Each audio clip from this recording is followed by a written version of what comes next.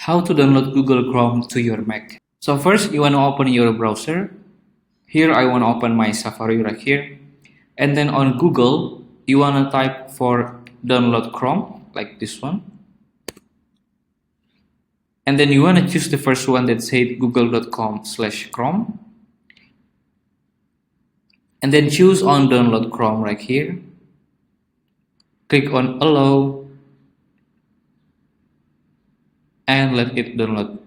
And then after your download is finished, you want to click on this logo right here. And then choose the Google Chrome.dmg. To open it, type it 2 times. And then right here, you want to choose, hold, and drag the Google Chrome logo to applications. Like that.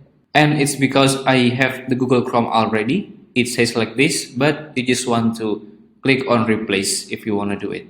And then you can go to your application by this launchpad and then choose on Chrome. And then if you find this notification, you want just click on the open. And there you go. You will have your newest version of the Google Chrome. Congratulations. If you find this video useful, please consider like and subscribe.